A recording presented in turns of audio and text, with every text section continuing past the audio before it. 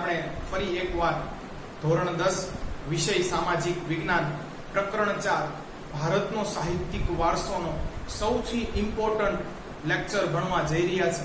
વિદ્યાર્થી મિત્રો, અહીં આપણે છે એ આ ચેપ્ટરનો સૌથી મહત્વપૂર્ણ ટોપિક કે જે તમારે એક વખત કોઈને કોઈ ટેસ્ટમાં છે એ લખવો જ પડશે એવો તૈયાર કરવાનો છે. સાથે વિદ્યાર્થી મિત્રો છે એ આ ટોપિક છે એ જીવનની અંદર વણી લેવો જોઈએ. વિદ્યાર્થી મિત્રો, આપણે છે એ નસીબદાર છીએ કે આપણો જન્મ છે ભારતની અંદર થયો છે અને તેથી હું માનું છું કે જીવનની અંદર એક વખત તો તમારે છે એ ચારે ચાર વેદોનું પઠન યાની કે અભ્યાસ કરવો જોઈએ. તો આવો વિદ્યાર્થી મિત્રો, આજે આપણે સૌપ્રથમ છે એ વેદોનો અભ્યાસ કરવાનો છે.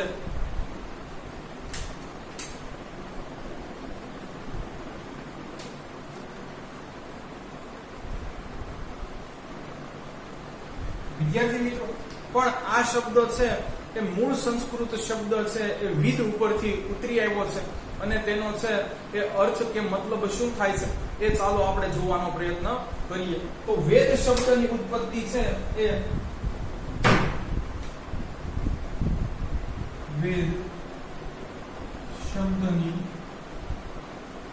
ઉત્પત્તિ કે સંસ્કૃત શબ્દ વિદ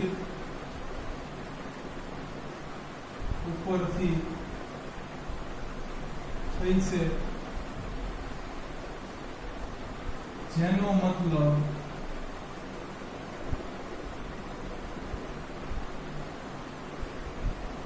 જ્ઞાન એવો થાય છે. તો વિદ્યાર્થી મિત્રો, વેદોનો જ મતલબ શું થાય છે? જ્ઞાન.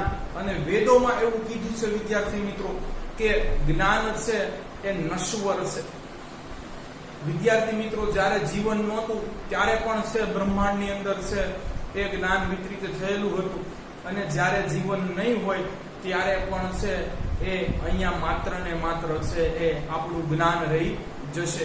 જ્ઞાન છે એ પરમ સત્ય છે અને મોક્ષ પામવાનો છે એ સૌથી મોટો વિકલ્પ છે એ જ્ઞાન છે. પછી વિદ્યાર્થી મિત્રો કર્મ અને ભક્તિ આવે છે, જે આપણે રામાયણ અને મહાભારતની અંદર જોઈ ગયા. તો વિદ્યાર્થી મિત્રો, ચાલો આમાં આવી જ કેટલી બધી રસપ્રદ વાત કરી છે એનો આપણે ઉલ્લેખ કરવાનો છે. હવે જોઈએ વેદો કેટલા છે.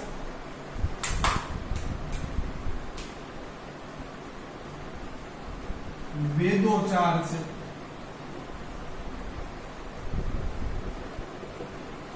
ચાલો તો ચારે ચાર ના નામ જાણી લઈએ. વિદ્યાર્થી મિત્રો, વેદો 4 હોવાની સાથે છે આ 4 ના ઉપવેદો પણ છે અને આની ઉપરથી આપણે જોઈ ગયા કે બીજા છે એ 18 પુરાણો પણ લખાયેલા છે. તો વિદ્યાર્થી મિત્રો, ઉપવેદોનો ઉલ્લેખ ભલે ટેક્સ્ટ બુક ની અંદર ન કર્યો હોય, પરંતુ અહીંયા હું જણાવી દઉં છું કે કયા વેદ ઉપરથી કયો બીજો છે એ ઉપવેદ પણ રચાયો છે. ચાલો, પહેલા આવશે ઋગ્વેદ, પછી આવશે સામવેદ, પછી આવશે યજુર્વેદ, પછી આવશે અથર્વવેદ.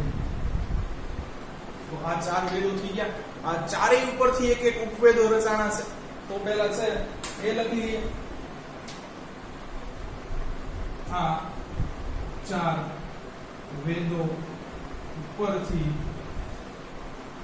એક એક ઉપવેદ પણ રચાણા છે.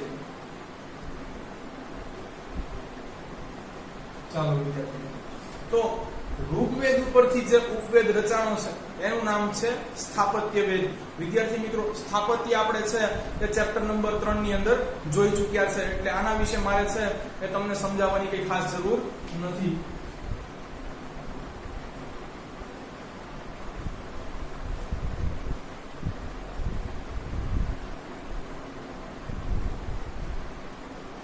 સામવેદ ઉપરથી વિદ્યાર્થી મિત્રો છે એ ગંધર્વ વેદ છે. જ્યારે હું તમને સામવેદ ભણાવીશ ત્યારે ગંધર્વ વેદની અંદર છે એ શું બાબત જણાવેલી છે એનો પણ વિદ્યાર્થી મિત્રો હું તમને છે એ ઉલ્લેખ કરીશ.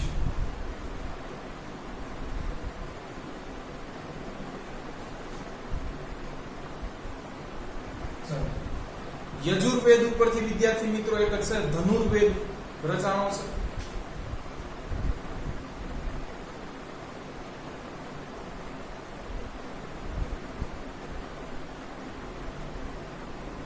અને અથર્વવેદ ઉપરથી વિદ્યાર્થી મિત્રો છે એ આપણે જે અગાઉ જોઈ ચૂક્યા છે એ જ આયુર્વેદ રચાણો છે.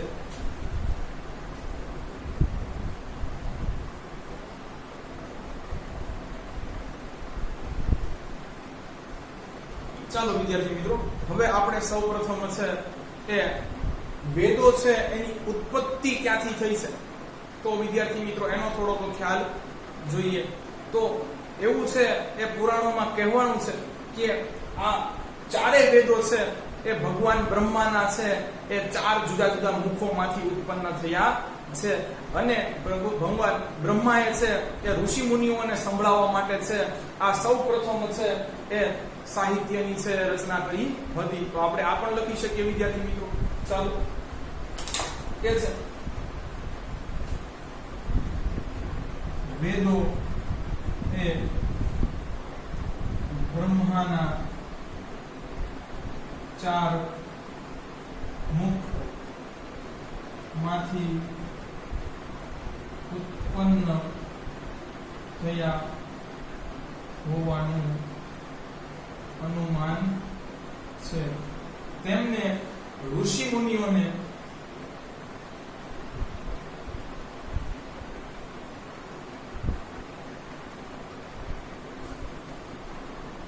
જ્ઞાન આપવા વેદોની રચના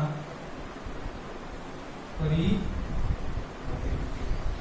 તો વિદ્યાર્થી મિત્રો આગળ છે હવે જોઈએ કે વેદોની અંદર છે એ શેનો ઉલ્લેખ કર્યો છે. તો આમ તો મારે તમને એમ કહેવું જોઈએ કે વેદોની અંદર છે એ શેનો ઉલ્લેખ નથી કર્યો, કારણ કે વિદ્યાર્થી મિત્રો અત્યારે આધુનિક જગતમાં છે એ ભણાવાતા બધા જ વિષયોનો લગભગ છે એ વેદોની અંદર છે ઉલ્લેખ કરવામાં આવ્યો છે. તો આવો વિદ્યાર્થી મિત્રો આપણે જોઈ લઈએ કે વેદોની અંદર છે એ શેનો ઉલ્લેખ કરવામાં આવ્યો છે.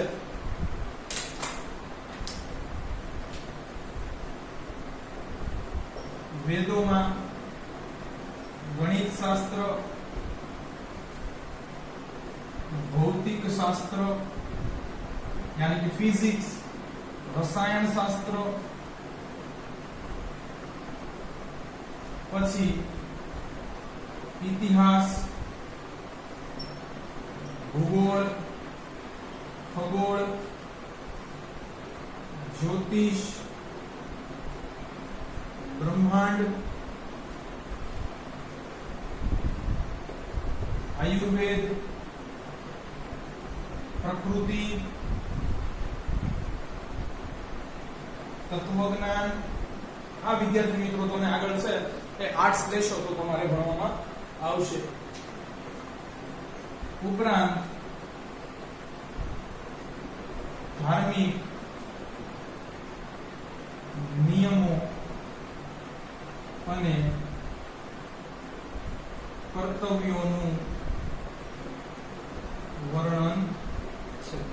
તો વિદ્યાર્થી મિત્રો આપણા છે એ જે ચાર મહત્વના છે એ પુસ્તકો છે એની અંદર આટલું વર્ણન તમને છે એ જોવા મળશે. તો આ વિદ્યાર્થી મિત્રો વેદોની છે એ પ્રસ્તાવના પૂરી થાય છે. હવે આપણે વન બાય વન છે એક પછી એક છે એ વેદોનો અભ્યાસ કરવાનો છે. તો આવો જોઈએ વિદ્યાર્થી મિત્રો.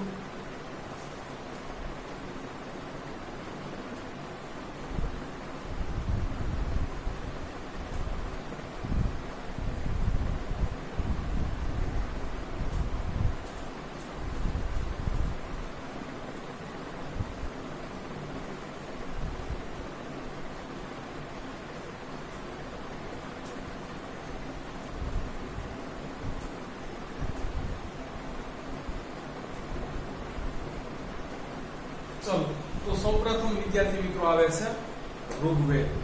તો ઋગ્વેદની વિદ્યાર્થી મિત્રો છે રચના ખૂબ જ પહેલા થઈ ગઈ હતી અને છેક દ્વાપર યુગ પછી વિદ્યાર્થી મિત્રો છે અન્ય 3 ગ્રંથોની રચના થઈ એવું છે એ પુરાણોની અંદર છે એ લખેલું જોવા મળે છે. તો પ્રાચીનતમ પુસ્તક છે એ ઋગ્વેદને માનવામાં આવે છે.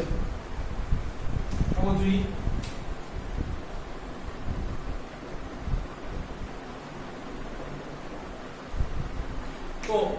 ભારતીય સાહિત્યનું, આમ તો વિદ્યાર્થી મિત્રો વિશ્વ આખાનું છે એ પ્રાચીનતમ પુસ્તક તમે છે ઋગ્વેદને ગણવી શકો, પરંતુ અહીંયા ટેક્સ્ટ બુકમાં ખાલી ભારતીય લખ્યું છે, તો આપણે એ લખશું.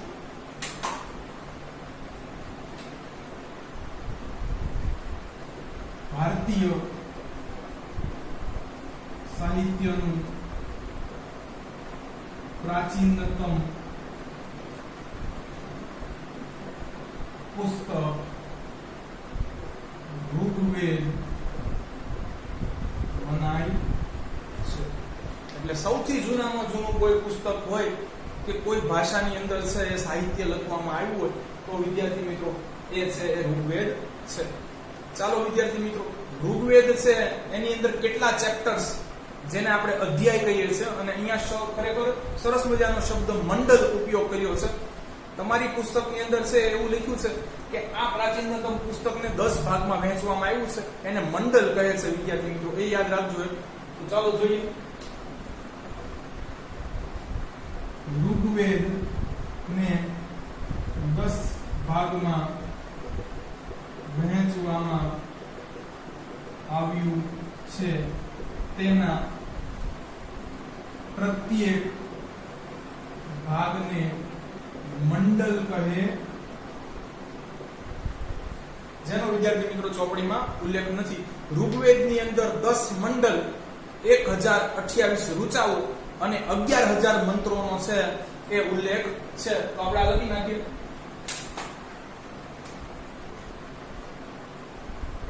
ઋગ્વેદમાં 10 મંડળ, 1028 ઋચાઓ અને 11000 મંત્રોનો ઉલ્લેખ છે. ચાલો વિદ્યાર્થી મિત્રો આગળ જોઈએ. ઋગ્વેદમાં લખ્યું તો એવું શું છે?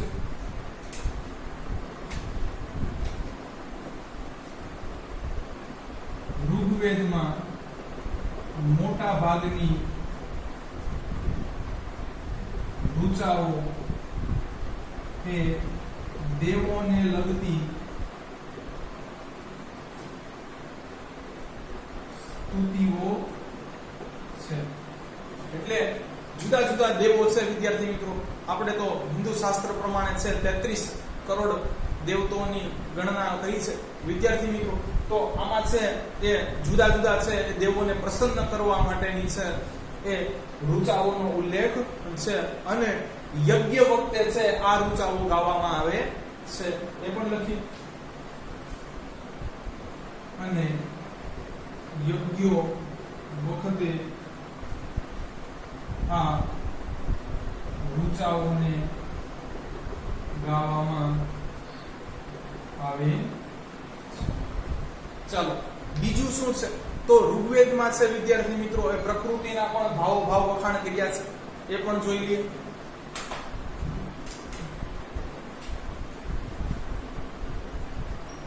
ઋગ્વેદમાં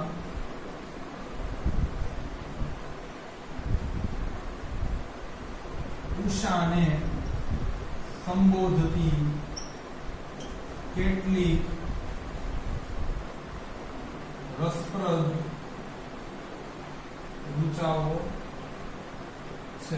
હવે વિદ્યાર્થી મિત્રો ઉષા એટલે થાય સવાર, એટલે મોટા ભાગે છે આ ઋચાઓને સવારે જ ગાવામાં આવે છે, કારણ કે છે એ સવારે જે સૂર્યોદય થાય અને જે પ્રકૃતિ એનું છે સુંદર સ્વરૂપ ધારણ કરે છે એના ભારોભાર વખાણ છે વિદ્યાર્થી મિત્રો એ ઋગ્વેદની અંદર કરવામાં આવ્યા છે. તો ઉષા એટલે સવાર.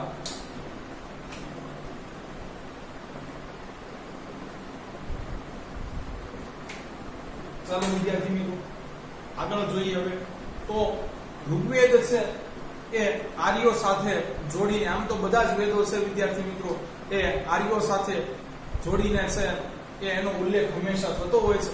તો ઋગ્વેદ છે એ આર્ય સભ્યતાની અંદર છે એ બહુ મહત્વનું સ્થાન મળ્યું છે, એ તમે હવે આ નેક્સ્ટ સેન્ટેન્સ ઉપરથી સમજી શકો.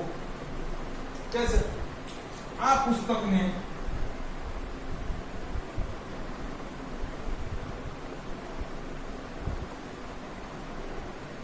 સપ્ત સિંધુ પ્રદેશ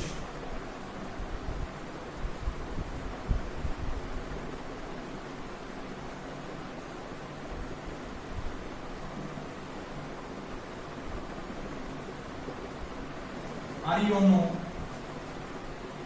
સામાજિક, ધાર્મિક, આર્થિક અને રાજનૈતિક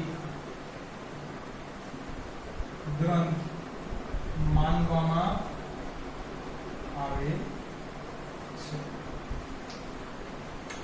તો વિદ્યાર્થી મિત્રો, સપ્ત સિંધુ એ 7 નદીઓ વચ્ચેનો છે એ ફળદ્રુપ પ્રદેશ છે વિદ્યાર્થી મિત્રો, જેમાંની પંજાબની 5 નદીઓ અને આ ઉપરાંત છે વિદ્યાર્થી મિત્રો એ સિંધુ અને સરસ્વતીનો છે એ ઉલ્લેખ છે. તો ઝેલમ, ચેનાબ, રાવી, બિયાસ, સતલુંજ, સિંધુ અને સરસ્વતી આ 7 નદીઓ વચ્ચેનો ફળદ્રુપ જે પ્રદેશ છે એ સપ્ત સિંધુ કહેવાય છે અને આર્યોનો જ છે એ આ પ્રદેશ માનવામાં આવે છે, જે તમે પહેલા ચેપ્ટરની અંદર જોશો વિદ્યાર્થી મિત્રો. તો આ છે આર્યોનો મહત્વનો એક ગ્રંથ છે. બધા જ એ સમયના વિષયો છે વિદ્યાર્થી મિત્રો એ આમાં સંમેલિત છે. જો તમે સામાજિક, ધાર્મિક, આર્થિક અને રાજનૈતિક કે છે કે ઋગ્વેદ પછી 3 બીજા છે એ વેદો રચવામાં આવ્યા. તો એ લખી કે છે આગળ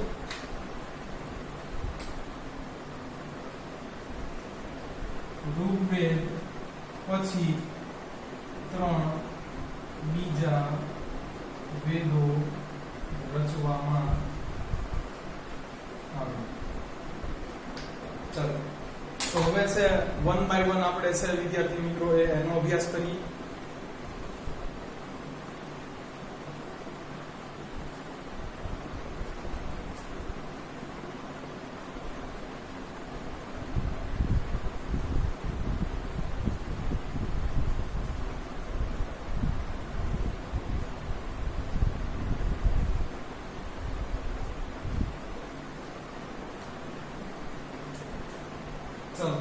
બીજો મહત્વનો વેદ છે વિદ્યાર્થી મિત્રો એ સામવેદ છે અને આપણે સંગીત શાસ્ત્રની અંદર આનો થોડો ઉલ્લેખ જોઈ ગયા છે.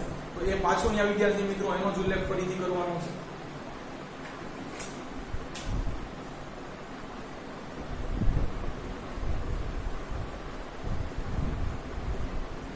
હા વિદ્યાર્થી મિત્રો, ઋગ્વેદની અંદર છે એ તમે એક વાક્ય હજુ એડ કરી શકો કે ઋગ્વેદની છે એ 28 પાંડુલિપિઓને છે એ યુનેસ્કો દ્વારા છે વિશ્વ વારસાના સ્થળોમાં છે એ સામેલ કરવામાં આવ્યું છે. વિદ્યાર્થી મિત્રો, અહીંયા છે એ લિપિઓને છે એ મહારાષ્ટ્રમાં છે સંગ્રહવામાં આવી છે અને જે એ વિદ્યાર્થી મિત્રો સંગ્રહાલય છે એમાં જે આ 28 છે પાંડુલિપિઓ રહેલી છે એને છે વિશ્વ વારસામાં છે સંમેલિત કરવામાં આવ્યું છે. તો આપણે વિદ્યાર્થી મિત્રો એક છે એ લખી નાખીએ. ઋગ્વેદમાં વિદ્યાર્થી મિત્રો સોરી રહી ગયું, ઋગ્વેદની 28 પાંડુ લિપિઓને યુનેસ્કો દ્વારા વિશ્વ વારસાના સંમેલિત કરવામાં આવ્યું છે. વિદ્યાર્થી મિત્રો, આ ગ્રંથાલયને જે છે વિશ્વ વારસાના સ્થળોમાં સંમેલિત કરી દીધું છે, કારણ કે અહીંયા છે એ ઋગ્વેદને લગતી છે એ 28 પાંડુલિપિઓ છે એ પ્રાચીનતમ મળી આવેલી છે, એને સાચવવામાં આવી છે અથવા એનો સંગ્રહ કરવામાં આવ્યો છે. ચાલો વિદ્યાર્થી મિત્રો હવે સામવેદ ઉપર ફોકસ કરીએ.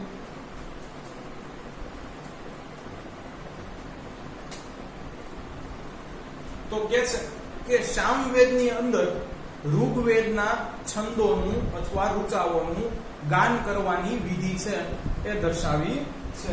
તો લખીએ પેલું વાક્ય, સામવેદમાં ઋગ્વેદના ઋચાઓનું ગાન કરવાની વિધિ દર્શાવી કે છે. આ ઋચાઓને છે એ કેવી રીતના વિવિધ પ્રકારના છે એ રાગ અને લયમાં ગાવા એનું વર્ણન સામવેદમાં કરવામાં આવ્યું છે. આ રૂચાઓને કેવી રીતે વિવિધ પ્રકારના રાગ અને લયથી ગાવા તેનો ઉલ્લેખ સામવેદમાં. અને વિદ્યાર્થી મિત્રો, આર્યોનો સામવેદ છે એને સંગીતની ગંગોત્રી માને સંગીતની છે એ ગંગા કહેવામાં આવે છે. આપણા દેશમાં જેમ સૌથી પવિત્ર અને મહત્વની નદી ગંગા છે, બસ એમ સંગીતની અંદર પણ છે આર્યોનો સામવેદ છે એ સૌથી મહત્વપૂર્ણ મનાય છે. આર્યોના સામવેદને સંગીતની ગંગોત્રી કહે. વિદ્યાર્થી અહીંયા આપણો છે એ સામવેદ પૂરો થાય છે. હવે આપણે આગળ છે એ યજુર્વેદ જોવાનો છે.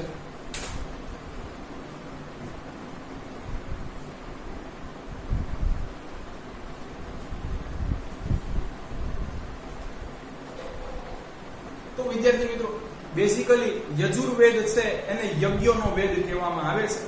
એટલે વિદ્યાર્થી મિત્રો છે એ અહીંયા તમારે છે એ યાદ રાખી લેવાનું છે યય.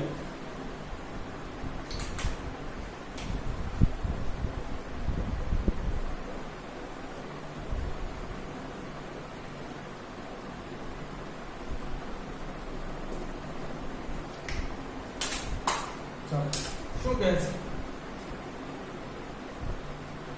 યજુર્વેદ ને યજ્ઞોનો વેદ કહે. યજુર્વેદ વિદ્યાર્થી મિત્રો છે એ ગધ અને પદ બંને સ્વરૂપમાં છે જોવા મળે છે. જ્યારે ઋગ્વેદ અને સામવેદ વિદ્યાર્થી મિત્રો છે ઋચા અને છંદો સ્વરૂપે છે અથવા પદ સ્વરૂપે છે. જ્યારે આમાં ગધ અને પદ છે બંનેનો તમને છે એ ઉલ્લેખ જોવા મળે છે. તો લખી દીધું વાક્ય. યજુર્વેદ ગધ અને પદ બંને સ્વરૂપે જોવા મળે છે. ચાલો વિદ્યાર્થી મિત્રો, હવે યજુર્વેદના તમે આમ બે પ્રકાર પાડી શકો, કૃષ્ણ અને શુક્લ. આ પણ ટેક્સ્ટ બુકમાં ઉલ્લેખ નથી તો લખશો.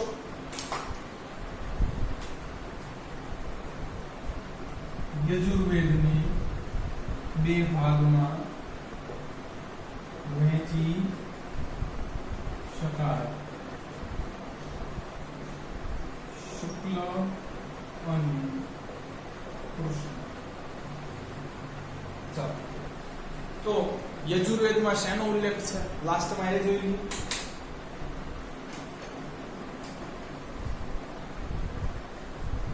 યજુર્વેદમાં વિવિધ યજ્ઞોમાં કરવામાં આવતી વિધિ, મંત્રો અને ક્રિયાઓનો ઉલ્લેખ છે. ચાલો વિદ્યાર્થી મિત્રો, અહીંયા છે એ યજુર્વેદ પણ પૂરો થાય છે. અને છેલ્લે વિદ્યાર્થી મિત્રો આપણે છે આ ચારે ચારના ઉપવેદો વિશે પણ છે થોડી માહિતી મેળવી લેશું. ફોર્થ વન એક જ લીટીની અંદર પૂરો થાય છે, અથર્વવેદ.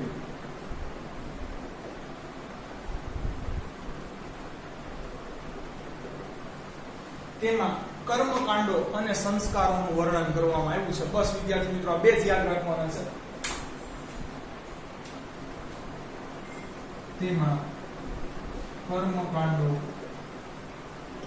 અને સંસ્કારોનું વર્ણન કરવામાં આવ્યું. ઓકે, તો અહીંયા વિદ્યાર્થી મિત્રો મિત્રો આપણા છે એ વેદો પૂરા થાય છે. ચાલો ઉપવેદો વિશે થોડી માહિતી મેળવી લઈએ. તો વિદ્યાર્થી મિત્રો ઋગ્વેદ છે એનો ઉપવેદ છે સ્થાપત્ય વેદ છે. હવે મારે તમને વિદ્યાર્થી મિત્રો એ કહેવું ન પડે તો અહીંયા છે કે જંગમ જાગીર વિદ્યાર્થી મિત્રો મિલકત સાથે થોડો છે એ સંકળાયેલો છે. સ્થાપત્યનો તો આપણને છે એ સરળ અર્થ ખબર છે કે બાંધકામ થાય છે. એ જ રીતે વિદ્યાર્થી મિત્રો સામવેદનો છે એ ઉપવેદ ગંધર્વ વેદ છે. તો એની અંદર વિદ્યાર્થી મિત્રો વિવિધ પ્રકારના છે એ સંગીતના સાધનો અને છે એ સંગીતનું વર્ણન કરેલું છે. અને તમને ખબર છે વિદ્યાર્થી મિત્રો કે ગંધર્વ એક પ્રજાતિ છે કે જે સ્વર્ગની અંદર મ્યુઝિશિયનનું કામ કરતા હોય છે. ચાલો વિદ્યાર્થી મિત્રો યજુર્વેદ, તો યજુર્વેદનો ઉપવેદ ધનુર્વેદ છે.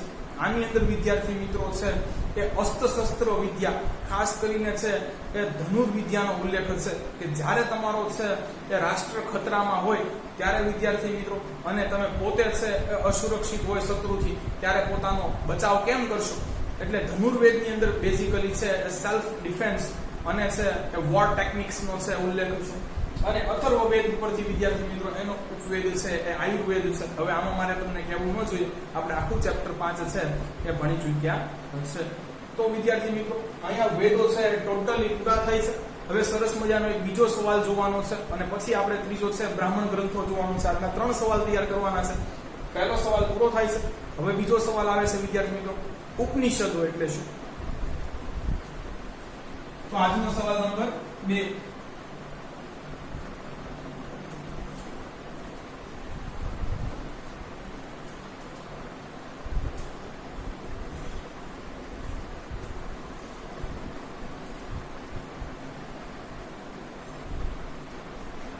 ઉપનિષદો એટલે શું. વિદ્યાર્થી મિત્રો પુસ્તકની અંદર ઉપનિષદ છે કોને કહેવા એનો કઈ ઉલ્લેખ કર્યો નથી. ઉપનિષદોની અંદર શું આવેલું છે એનો ઉલ્લેખ કર્યો છે. તો આપણે આને પણ છે થોડો ડિટેલમાં ભણવાનો પ્રયત્ન કરીશું.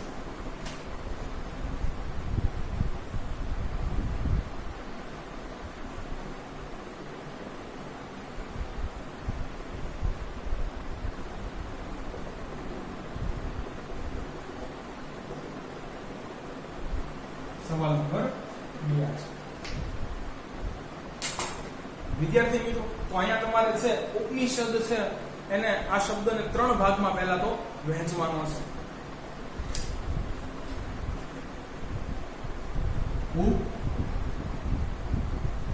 ઉપનિષદ. ઉપ એટલે વિદ્યાર્થી મિત્રો નજીક થાય છે.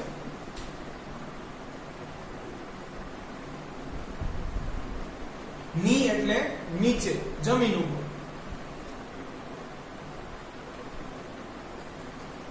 અને શદ એટલે બેઠો, ટુ સિટ.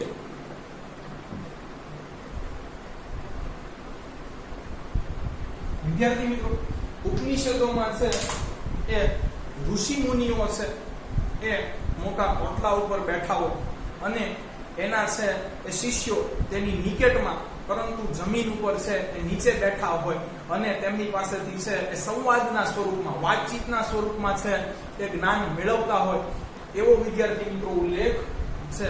તો આનો છે આપણે અર્થ કરીએ. અર્થ નીચે નજીક બેસીને ગુરુની નજીક બેસીને જ્ઞાન મેળવવું, તે આને તમે ઉપનિષદો કહી શકો. વિદ્યાર્થી મિત્રો સરસ મજાનું છે અંદર લખ્યું છે કે ઉપનિષદો છે સંવાદના સ્વરૂપ છે, માને વાતચીતના સ્વરૂપમાં છે. વેદોની જેવો છે એ એનો અભ્યાસ કે પઠન કરવો છે એટલો બધો કઠિન નથી. આપણે વિદ્યાર્થી મિત્રો જોઈ ગયા કે વેદો છે ભલે 4 હોય પણ ગાભા કાઢી નાખે એવા છે, ભૂકા કાઢી નાખે એવા છે. એનો વિદ્યાર્થી મિત્રો પઠન કે અભ્યાસ કરવો એટલો તો સરળ છે નહીં. કારણ કે વિદ્યાર્થી મિત્રો ઉત્પન્ન પણ કોના દ્વારા થયા છે એ તમે જુઓ. એટલે વિદ્યાર્થી મિત્રો છે એનું એક એક ઉદાહરણ આપી અને સમજાવી શકાય. એટલે 4 વેદોમાંથી 18 તો પુરાણો બનાવવામાં આવ્યા અને 28 બીજા ઉપપુરાણ બનાવવામાં આવ્યા, જેના મને પણ નામ ખ્યાલ નથી વિદ્યાર્થી મિત્રો. તો છે એ ઉપનિષદો પણ છે સંવાદના સ્વરૂપમાં છે. જોઈએ એની અંદર શેનો ઉલ્લેખ છે અને શરૂઆતના ઉપનિષદોના નામ આપ્યા છે તો આપણે એ જોઈએ.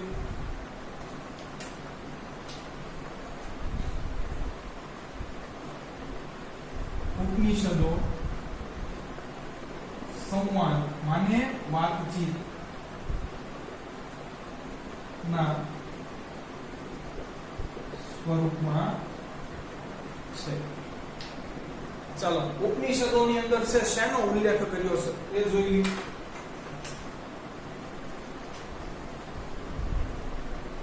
ઉપનિષદોમાં બ્રહ્માંડનો આરંભ, અંત, ભૌતિક અને આધ્યાત્મિક જગત. વિદ્યાર્થી મિત્રો, ભૌતિક એટલે તો કે અડકી શકાય એવું, સ્પષ્ટ રીતે જોઈ શકાય એવું, અને આધ્યાત્મિક એટલે જોઈ ન શકાય વિદ્યાર્થી મિત્રો, માત્ર ને માત્ર મહેસૂસ કરી શકાય કે અનુભૂત કરી શકાય એવા જગતની છે એ વાત કરેલી છે. એટલે વિદ્યાર્થી મિત્રો અહીંયા તમને દેખાતું અને ન દેખાતું બધી જ વસ્તુ આવી ગઈ. કે છે બ્રહ્માંડનો આરંભ, અંત, ભૌતિક અને આધ્યાત્મિક જગત, પ્રકૃતિ, ઋષિ મુનિઓ આવે એટલે વિદ્યાર્થી મિત્રો જ્ઞાન તો આવે જ, એ જીવન, મરણ અને અનેક દાર્શનિક પ્રશ્નોનું વિવેચન કરવામાં આવ્યું. વિદ્યાર્થી મિત્રો, દાર્શનિક એ આપણે રામાયણ અને મહાભારતની અંદર આ શબ્દ જોઈ ગયા. દાર્શનિક એ સંસ્કૃત શબ્દ છે, એ દર્શન કરવું એની ઉપરથી આવ્યું છે. એટલે વિદ્યાર્થી મિત્રો સાચું જોવાની કે સમજવાની તમારી અંદર ક્ષમતા. તો વિદ્યાર્થી મિત્રો એનું પણ છે અહીંયા એ નિરાકરણ કરવામાં આવ્યું છે ગુરુ દ્વારા. તો હવે વિદ્યાર્થી મિત્રો છે કે મુક્તિકોમાં ઉપનિષદોની સંખ્યા 108 છે. હવે જોઈએ આ મુક્તિકો એટલે શું.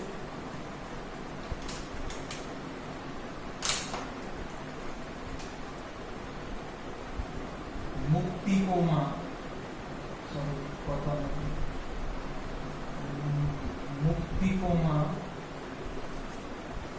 ઉપનિષદોની સંખ્યા 108 છે. વિદ્યાર્થી મિત્રો, મુક્તિકો એ છે આ 108 ઉપનિષદોનો સાર છે. આ 108 છે એ ઉપનિષદોનો સિદ્ધાંત તમને છે એ સાર તમને મુક્તિકોમાં જોવા મળશે. અને મુક્તિકો એવું કહે છે કે ઉપનિષદોની સંખ્યા કેટલી છે? 108 છે. યાદ રહી જશે વિદ્યાર્થી મિત્રો. એમ્બ્યુલન્સ.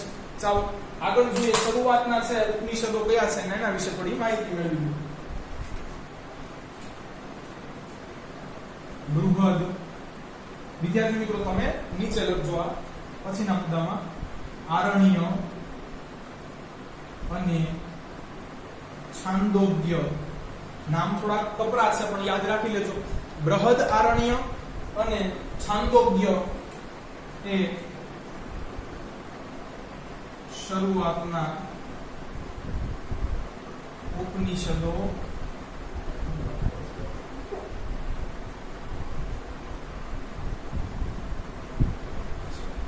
વિદ્યાર્થી મિત્રો આ બૃહદ આરણ્ય છે એ કોની સાથે સંકળાયેલો છે એ જોઈ લઈએ પહેલા. તો આ છે એ શુક્લ ભાગ છે જે યજુર્વેદનો એની સાથે છે એ સંકળાયેલો છે. શુક્લ ભાગ યજુર્વેદ સાથે સંકલિત. વિદ્યાર્થી મિત્રો આની અંદર છે 6 જુદા જુદા ચેપ્ટર છે. તો ટોટલ ચેપ્ટર 6 છે. અને વિદ્યાર્થી મિત્રો મહર્ષિ યાજ્ઞવલ્ક્ય દ્વારા છે આ લખાણો છે. યાજ્ઞવલ્ક્ય ઋષિ છે એના દ્વારા આ લખાણો છે. મહર્ષિ યાજ્ઞવલ્ક્ય વલ્ક્ય દ્વારા લખાયેલ છે. ચાલો વિદ્યાર્થી મિત્રો છાંદોગ્યની ચર્ચા કરીએ તો એ સામવેદ સાથે છે એ સંકલિત છે.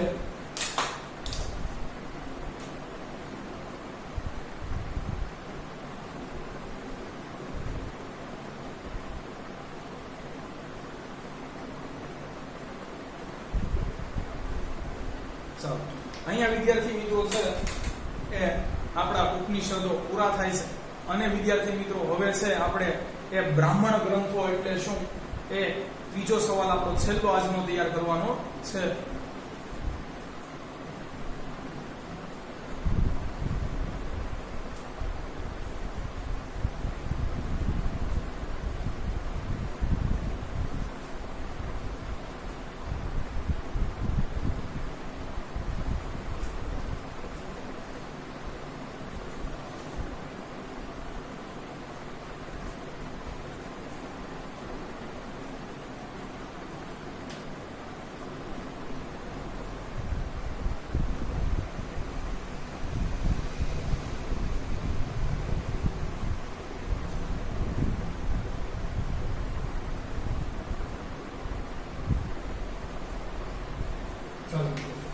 તો એક તમારે છે વિદ્યાર્થી મિત્રો અહીંયા બ્રાહ્મણ ગ્રંથની એક છે આપણે ડેફિનેશન કે વ્યાખ્યા કહીએ એ થોડી છે એ યાદ રાખવાની છે.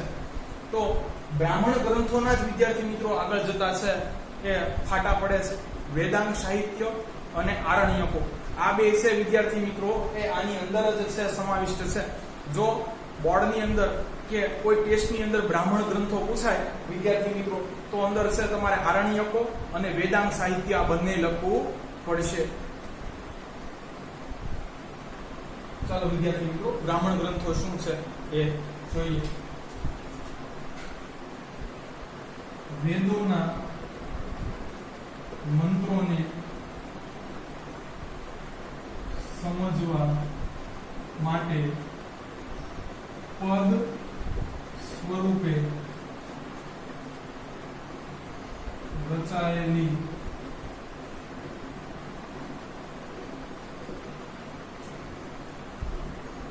ટીકાઓને બ્રાહ્મણ ગ્રંથોમાં સમાવેશ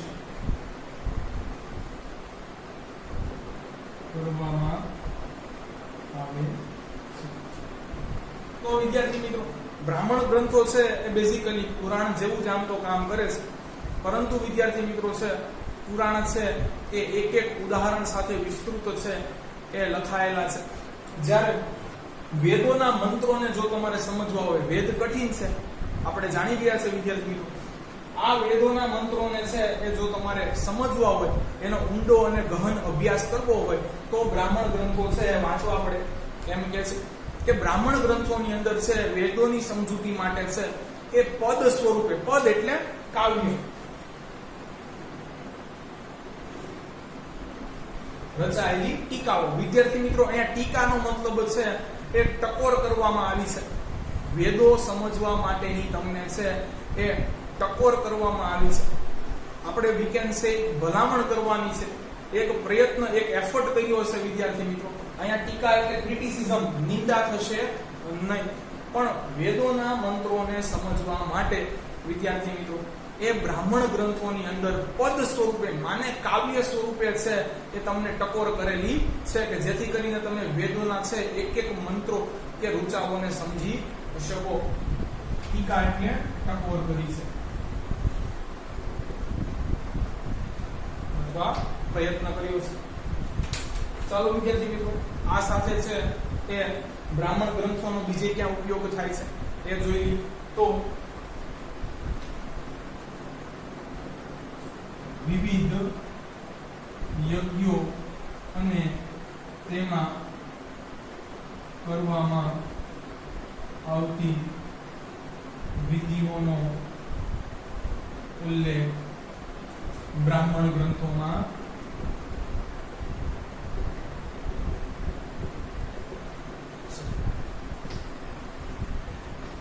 ચાલો વિદ્યાર્થી મિત્રો આના જ પ્રકાર છે એ જોઈએ. આરણ્યકો અને વેદાંગ સાહિત્ય. તો છે અહીંયા આપણે વિદ્યાર્થી મિત્રો છે એ લખી નાખીએ એટલે તમારે ક્યારેય પણ છે એ મિસકોન્સેપ્ચ્યુઅલ એનો થાય નહીં. અને હા, પર્ટિક્યુલરલી જો વિદ્યાર્થી મિત્રો આરણ્યકો કે વેદાંગ સાહિત્ય પૂછવું હોય તો પાછું એ જ લખવાનું છે.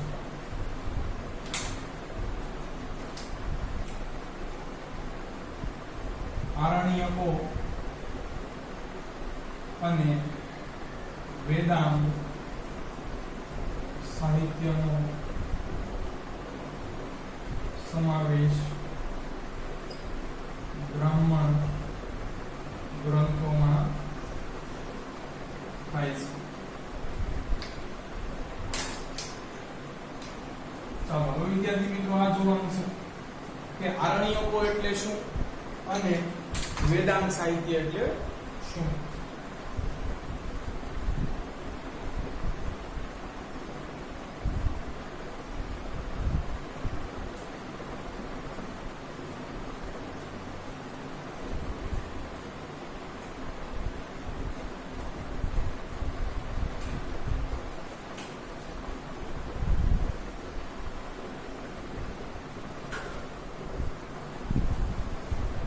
વિદ્યાર્થી મિત્રો શબ્દ છે થોડો પકડવાનો પ્રયત્ન કરો. અરણ્ય, રણ નો હોય તેવું. અહીંયા છે વિદ્યાર્થી મિત્રો આનો મતલબ છે કે અરણ્ય એટલે જંગલ થાય છે ખરેખર. તો વિદ્યાર્થી મિત્રો અહીંયા છે એ આપણે સરસ મજાનો છે આર્યોનો ઉલ્લેખ ફરી પાછો કરવાનો છે કે તેઓ છે પોતાના જીવનના અંતિમ સમયમાં પણ છે એ ભાવિ પેઢીને કંઈક આપી કે છોડી અને સમાજ માટે છે એક સરસ મજાનું છે સાહિત્ય મૂકીને ચાલ્યા જતા હતા. જોઈએ આર્ય પોતાનો અંતિમ સમય આરણ્ય એટલે કે જંગલોમાં વિતાવતા હોય ત્યાં જંગલોમાં આશ્રમ બાંધીને ખૂબ જ મહેનત દ્વારા તત્વચિંતન કરીને રચાયેલા ગ્રંથોને આરણ્યકો કહે છે. તો વિદ્યાર્થી મિત્રો આપણને ખ્યાલ છે કે આપણે જો એ પૌરાણિક કથાઓ જોઈ હોય તો અંતે રાજાઓ ને એ બધા છે એ પોતે રાજપાટ છોડી અને વૈરાગ્ય અને આધ્યાત્મ તરફ વળી જતા હતા. તો વિદ્યાર્થી મિત્રો એ જ સમયમાં છે એ આર્યો દ્વારા છે આવા સરસ મજાના ગ્રંથો લખાયા છે કે છે આર્યો છે પોતાના અંતિમ સમયમાં છે એ જંગલની અંદર ચાલ્યા જતા અને ત્યાં છે કોઈ વિષય વસ્તુ જે એને ગમતી હોય કે જેમાં એ છે એ થોડું જાણતા હોય કે એક્સપર્ટીઝ હોય એ વિષય વસ્તુ ઉપર છે ખૂબ જ તત્વચિંતન એટલે મનન કરી વિદ્યાર્થી મિત્રો છે ધ્યાન કેન્દ્રિત કરીને સરસ મજાના ગ્રંથો લખતા એને આપણે આજે આરણ્યકો કહીએ છીએ. વેદાંગ સાહિત્ય વિદ્યાર્થી મિત્રો એક જ લીટીનું છે, એક જ લીટી આની અંદર લખવાની છે.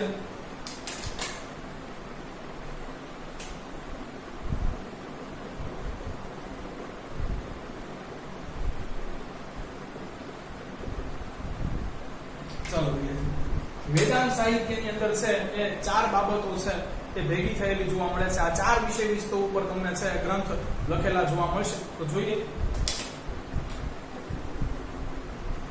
વેદાંગ સાહિત્યમાં કર્મકાંડો, વ્યાકરણ,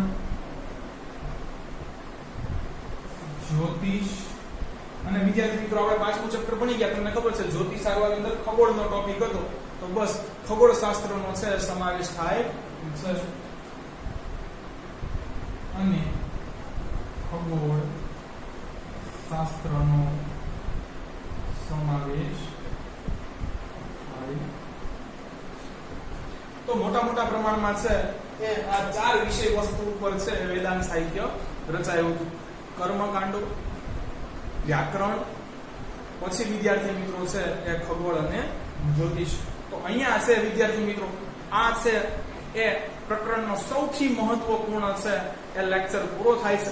જો તમને અમારા વિડીયો લેક્ચર્સ પસંદ આવતા હોય તો વિદ્યાર્થી મિત્રો આને લાઈક કરો તથા તમારા અન્ય વિદ્યાર્થી મિત્રો સાથે આ લિંકને શેર કરો. Thanks for watching my video.